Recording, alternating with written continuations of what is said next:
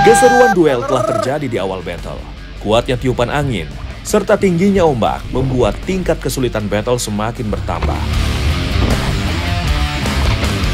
Ikan-ikan penghuni karang dasar pun menghiasi parade strike peserta battle di hari pertama. Kira-kira tim manakah yang akan memenangkan trofi Mancing Mania Strike Back kali ini? Mancing Mania Strike Back, mantap!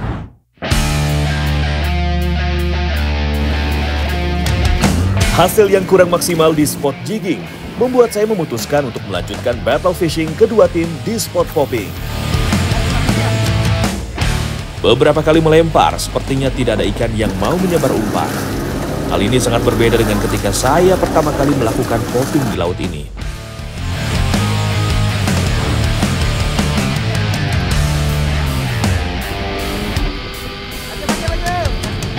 Tidak perlu melempar berkali-kali, umpan popper langsung disambar sang predator. Fish on! Memakan umpan di permukaan jelas ini salah satu ciri dari salah satu predator karang dangkal, yaitu Giant Trevally. Menggunakan piranti popping kelas berat, saya cukup percaya diri untuk meladeni perlawanan tenaga ikan. Gila di sini, spotnya mantap banget. Keluar sedikit kita bisa jigging, dalam ke dekat batu sedikit langsung popping. Jigging tuh lumayan besar.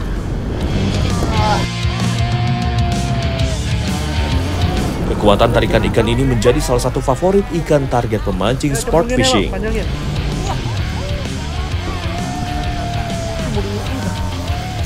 Giant Trevally atau yang lebih dikenal dengan nama bobara pada masyarakat Indonesia Timur merupakan jenis ikan teritorial.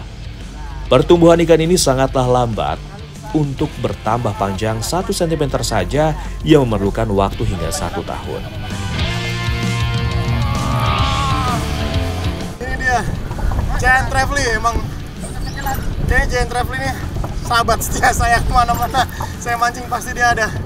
Saya mau rilis nih, biar semakin banyak Giant Trevally di Indonesia. Mancing Mania, mantap!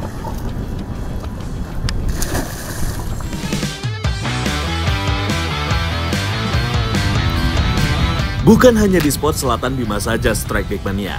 Saya pun juga pernah bertarung melawan kuatnya tenaga kue gerong di perairan Sabu, Nusa Tenggara Timur.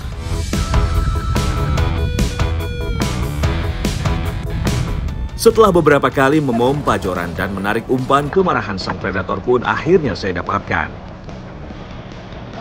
Fish on!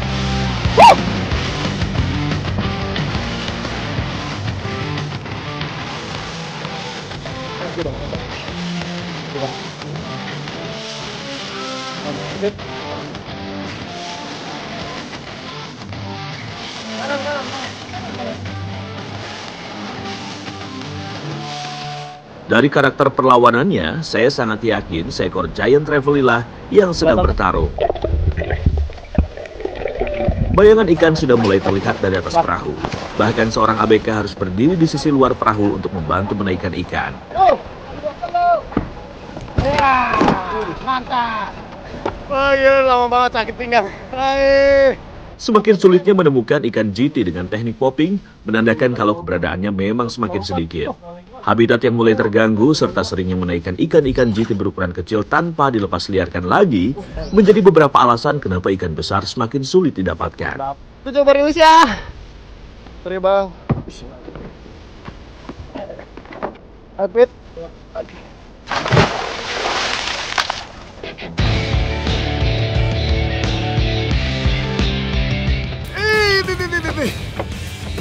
Harus bisa. Gila, apa ini? Di perairan Kaimana, Papua Barat, saya juga pernah dibuat kewalahan oleh tarikan ikan predator karang satu ini. Ampun Pak. Udah lama nggak popping Pak. Kekuatan tenaga tarikan ikan kontan langsung saya rasakan pada hook up pertama. Awas, kesimbangan. Ya. Jo, GT-nya udah kelihatan, Jo. Menghadapi perlawanan di arus yang kuat membuat tenaga saya benar-benar terkuras. Ikan benar-benar sulit untuk dibuat menyerah.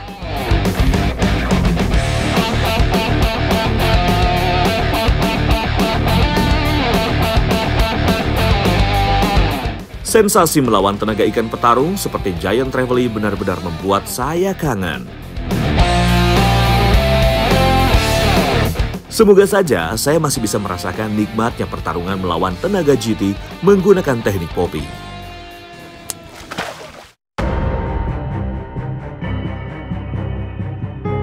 Angin dan gelombang yang tidak kunjung berhenti membuat kami sepakat untuk menyudahi battle di Laut Selatan Bima kali ini. Bagaimanapun juga, keselamatan tetap harus diutamakan ya Strike Back Mania. Mancing Mania Strike Back, mantap!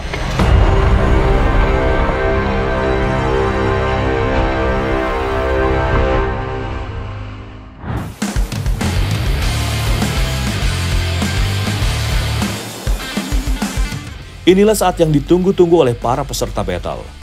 Kira-kira siapa ya pemenang battle Mancing Mania Strike Back kali ini? Bang, order. Iya, Bang. Iya.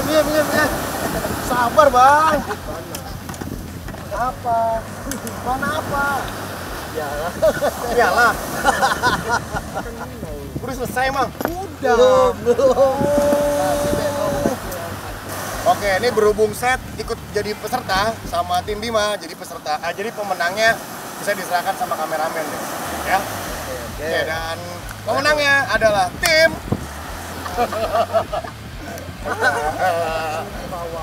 Pembawa menang.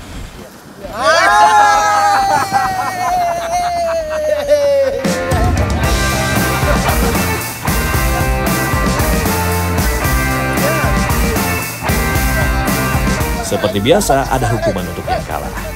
Wah, sudah lelah kena ombak, angin dan badai, saya masih harus membawa alat pancing yang cukup berat ini menuju mobil. Aduh, nasib.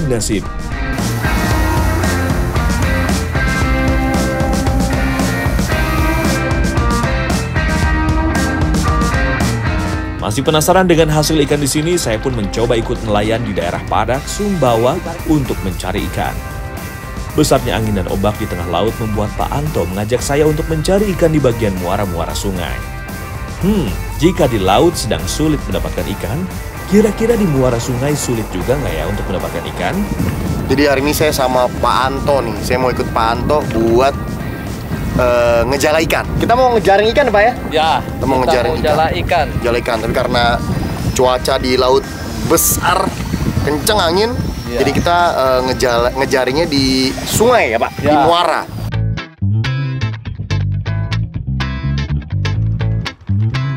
Setelah mendapatkan tempat yang bagus untuk menjaring, Pak Anto langsung mematikan mesin dan mulai menurunkan jaring.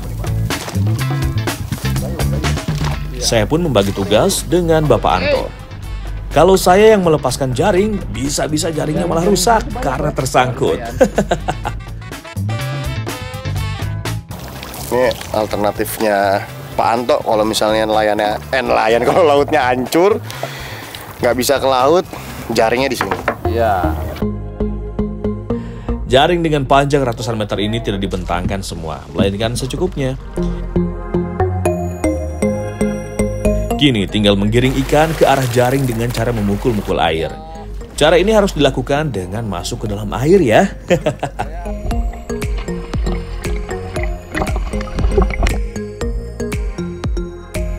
Ini sih seru banget nih. Ini kayak main-main banget, jadi kayak main-main anak-anak banget. Jadi sambil berenang-berenang, mukul-mukul air biar ngegiring ikannya masuk ya. ke ini apa ya, ke jaringnya. Setelah naik ke kapal, waktunya menarik jaring dan mengumpulkan ikan.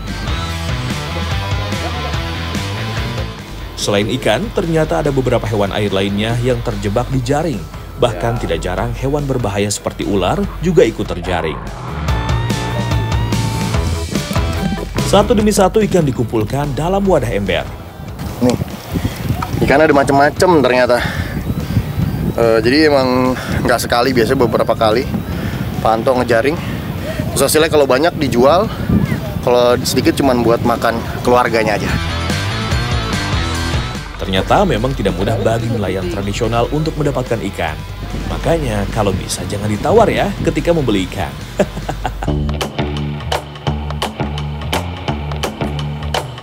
Sebenarnya saya juga pernah merasakan cuaca kurang bagus saat mengikuti para nelayan mencari ikan di laut. Di Situbondo, Jawa Timur, saya mengikuti nelayan menggunakan perahu yang diberi nama Ijo-Ijo. Laut Situbondo yang terletak antara Pulau Jawa dan Madura ternyata menjadi lintasan favorit ikan-ikan pelagis seperti tenggiri dan keluarga tuna kecil. Untuk memantau pergerakan ikan pelagis yang dinamis, Ijo-Ijo memiliki tempat pengamatan ikan yang disebut pantauan. Biasanya yang duduk di pantauan adalah kapten kapal atau nelayan senior yang mempunyai mata yang jeli dalam mengawasi keberadaan ikan. Setelah melihat gerombolan ikan, kegiatan menjaring pun dimulai.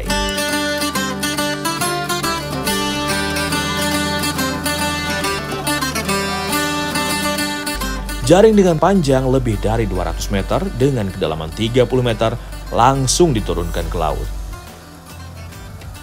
Tanpa diberi perintah, ABK sudah tahu tugasnya masing-masing. Mulai dari melompat untuk menggiring ikan masuk hingga mengatur jaring agar tidak kusut dan menyangkut. Selama jaring diturunkan, kapal bergerak memutari ikan dengan cepat. Ini dilakukan agar ikan tidak keluar dari jaring.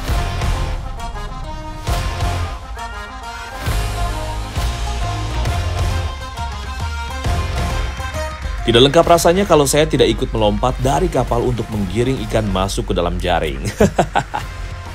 Walau ada sedikit rasa khawatir, tapi setelah nyebur ke air, rasanya seperti main-main berenang bebas di lautan. Selain melompat, memukul-mukulkan kayu ke dalam air juga merupakan salah satu cara untuk menggiring ikan. Suara yang ditimbulkan tongkat pemukul akan membuat ikan berenang berbalik menuju jaring.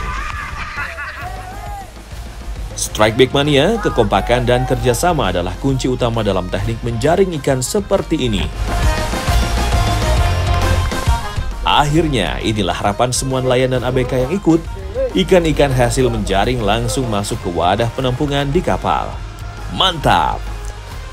Jadi ternyata emang nelayan-nelayan ini, teman-teman nelayan ini emang bener-bener solidaritasnya tinggi banget. Jadi ada yang narik ikan, krunya kayaknya kurang, mereka dari seberang udah langsung lompat-lompat, untuk membantu sesamanya. Tapi mereka dapat imbalan juga, jadi hasilnya nggak semua dimasukin ke kapal, tapi ada beberapa yang dibawa buat ke kapalnya mereka. Mantap, capek. Kegiatan menjaring biasanya dilakukan beberapa kali selama gerombolan ikan masih terlihat di permukaan. Jika dirasa sudah cukup atau cuaca mulai kurang bersahabat, kapal langsung putar haluan dan bergerak pulang.